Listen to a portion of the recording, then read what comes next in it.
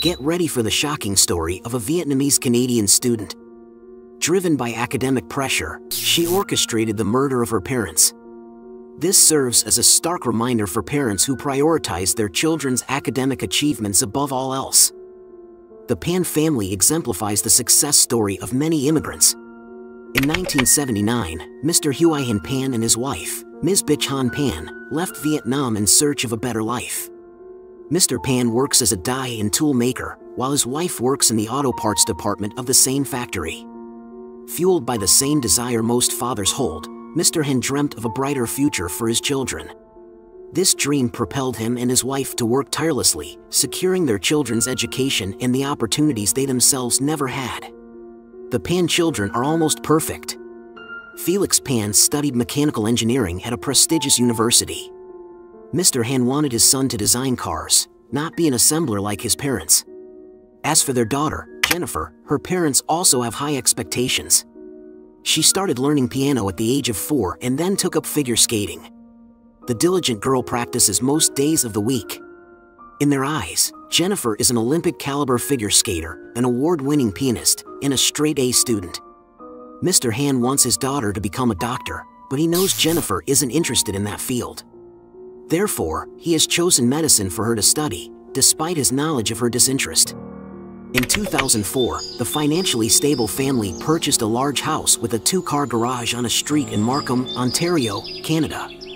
Leading a disciplined and frugal life, they accumulated $200,000 while enjoying a beautiful house and 2 luxury cars, a Mercedes-Benz C-Class W203 for Mr. Han and a Lexus ES300 for Ms. Bitch.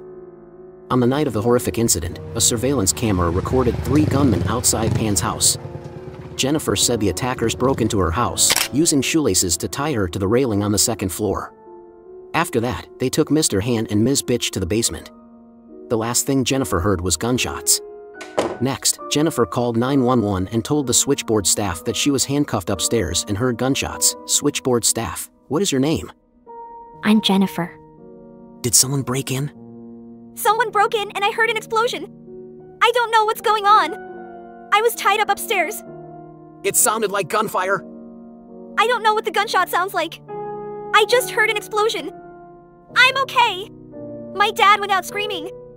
Do you think your mother is also downstairs? I don't hear her anymore. Please hurry. I don't know what's going on. Miss, are you there? I don't know where my parents are. According to Jennifer, Mr. Han somehow survived. She even heard his screams in the distance during the 911 call. After rescue forces arrived, they found Jennifer tied up exactly as she described. Mr. Han was taken to the hospital in a coma, while Ms. Bitch, who had been shot multiple times in the back, succumbed to a final fatal shot to the head. Everyone at that time believed Jennifer was going through a crisis. After all, she had survived a terrible break-in, her mother had passed away, and her father was in a coma. However, the real story was completely different. The officers working at the scene found it hard to believe that Jennifer, who said she was tied to the railing on the 2nd floor, could have called 911. The fact that Jennifer was left unharmed by the attackers also raised suspicion. Why would they leave a witness? This inconsistency further fueled doubt when Jennifer reported in her 911 call that her father had left the house screaming. Officials found this difficult to believe, as most fathers would instinctively try to find their child in such a terrifying situation. Jennifer's story raised doubts with the police, leading them to monitor her. This suspicion intensified when, even at her mother's funeral, Jennifer appeared emotionless, showing no tears. What happened that night is known only to those in the house, and so far, the police only have Jennifer's statement. However, when Mr. Han Pan woke up, everything had changed.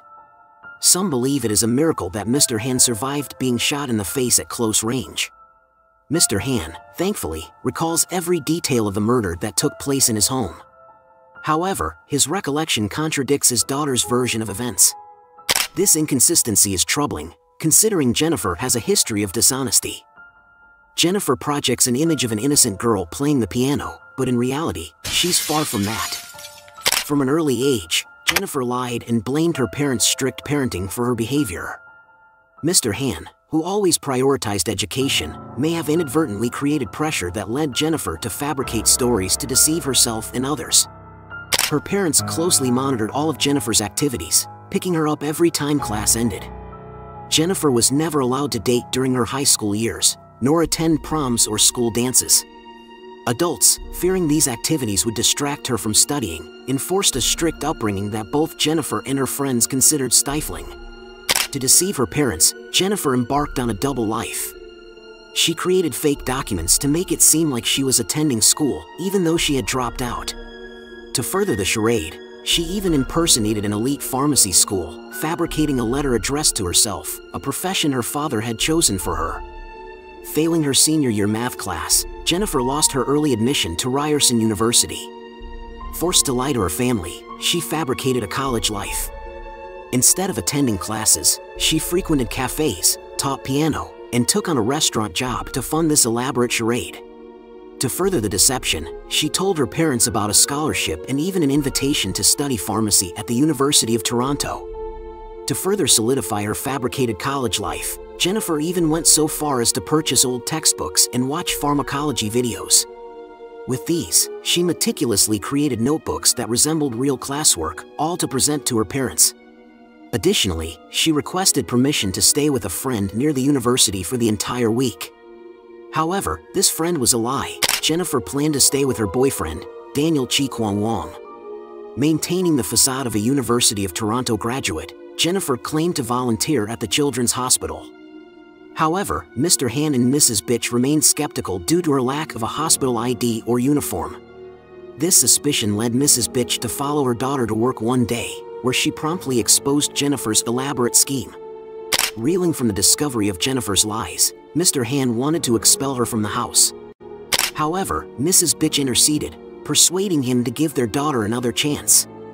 With a heavy heart, Mr. Han laid down the ground rules. Jennifer would return to school, complete high school, and cease all contact with Daniel.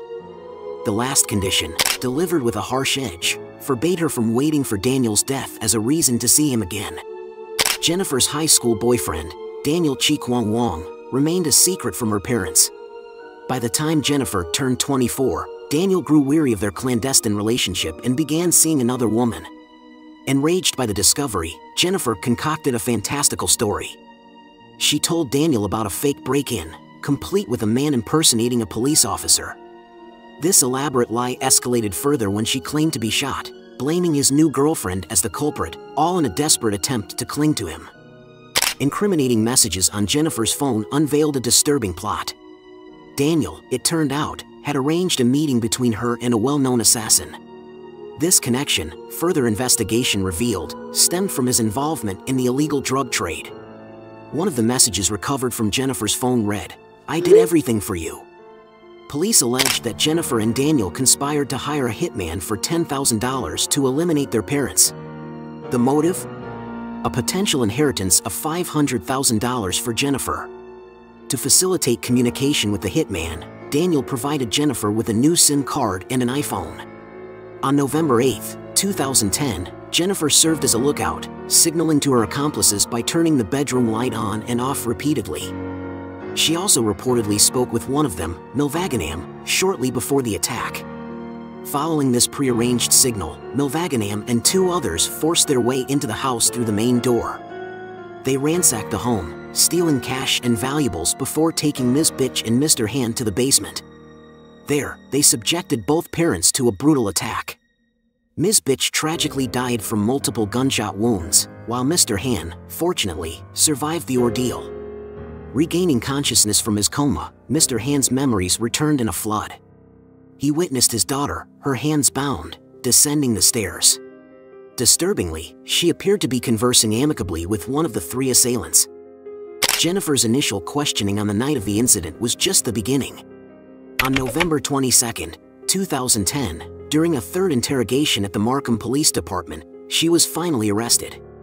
This decisive action led to the subsequent capture of both Daniel and the hired assassins.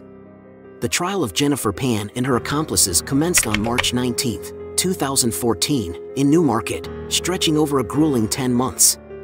All defendants pleaded not guilty. However, the prosecution presented a compelling case.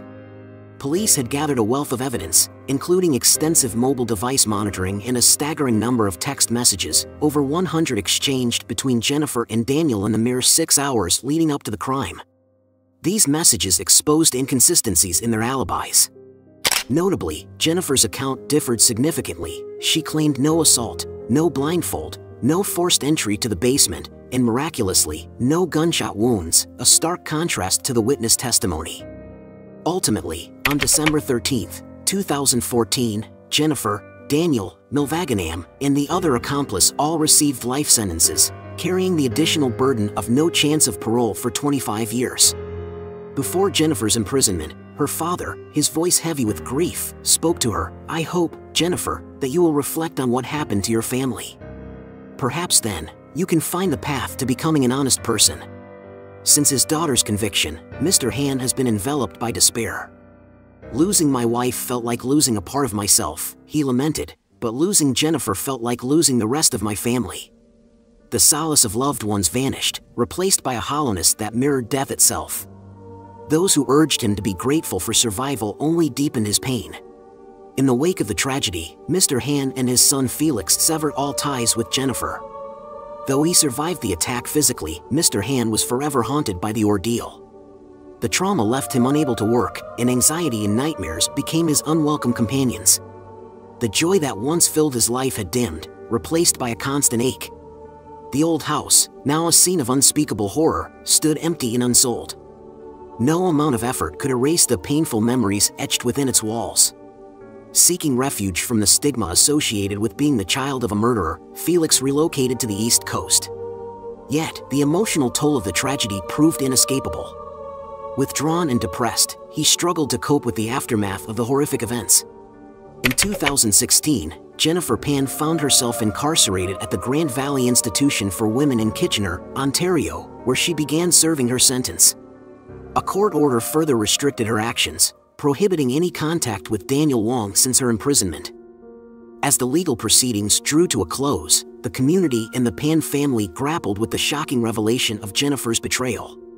The trial not only revealed the extent of her deception but also painted a vivid picture of a young woman who went to extraordinary lengths to escape a life she perceived as oppressive. The court's verdict served as a stark reminder of the consequences of such drastic actions, and the sentence was intended to deliver justice for the heinous crimes committed. In the aftermath, the Pan family's story became a cautionary tale about the dangers of unrealistically high expectations and the pressures they can place on children. It highlighted the need for open communication and understanding within families, urging parents to foster environments where children feel valued for who they are, not just for their achievements. The community around the Pans was left to reflect on the broader implications of the tragedy. Schools, counselors, and parents discussed the importance of mental health and the support systems necessary to help young people navigate the challenges of growing up. Meanwhile, Jennifer's imprisonment marked a tragic end to her relationship with her family, leaving her to reflect on the irreversible consequences of her actions. As the years pass, the memory of the crime lingers in the minds of those affected. The empty Pan residence stands as a somber monument to a family shattered by unthinkable violence. While the legal system has dealt with the perpetrators, the emotional scars remain, reminding all of the fragile nature of trust and the deep impact our choices have on those we love. What about you? What do you think about this case? Please leave a comment and subscribe to my channel to know more interesting cases.